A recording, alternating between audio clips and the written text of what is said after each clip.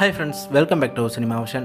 சமீப காலமாகவே ஜெயம் ரவி, தனுஷ், ஏஆர் ரகுமான் என பல திரைப்பிரபலங்களோட விவாகரத்தை தான் மக்கள் மத்தியில் பெரிதாக பேசப்பட்டு வந்துட்டு இருக்கு. அந்த வரிசையில் இப்போ ஜிவி பிரகாஷும் சைந்தவியும் பரஸ்பரம் விவாகரத்தை கோரி சென்னை குடும்ப நல நீதிமன்றத்தில் மனு தாக்கல் செஞ்சிருக்காங்க. தமிழ் சினிமாவில் பிரபல இசையமைப்பாளராகவும் நடிகராகவும் வலம் வருவர் தான் ஜிவி பிரகாஷ். கடந்த 2013 தான் இவங்களோட ஸ்கூல் மட்டும் தமிழ் சினிமா பின்னணி பாடகியுமா வலம் வர சைந்தவியை திருமணம் செஞ்சுக்கிட்டாரு. ஜிவி பிரகாஷ் சைந்தவிக்கு அன்வி அப்படிங்கிற மகளும் இருக்காங்க. கடந்த 12 வருஷமா ஒன்னா வாழ்ந்துட்டு வந்த இவங்களுக்குள்ள ஏதோ பிரச்சனை ஏற்பட்டு இப்ப தனித்தனியா வாழ்ந்துட்டு வந்துட்டு இருக்காங்க. ரெண்டு பேரும் பிரிய போறதா அறிவிச்சிருந்த நிலையில இன்னைக்கு சென்னை குடும்ப நல நீதிமன்றத்துல பரஸ்பரம் விவாகரத்தை கோரி மனு தாக்கல் செஞ்சிருக்காங்க. இந்த மனுவை முதலாவது கூடுதல் குடும்ப நல நீதிமன்ற நீதிபதி செல்வ சுந்தரி முன்னாடி தான் விசாரணை நடந்திருக்கு. அப்போ ஜிவி பிரகாஷும் சைந்தவியும் ரெண்டு பேருமே நேர்ல ஆஜராகி அங்க ரெண்டு பேரும் மனமும் பிரிய போறதா தெரிவிச்சிருக்காங்க. மேலும் இவங்க மனு தாக்கல் செஞ்சு இதுதான் ஃபர்ஸ்ட் விசாரணை அப்படிங்கறதுனால இவங்களோட வழக்க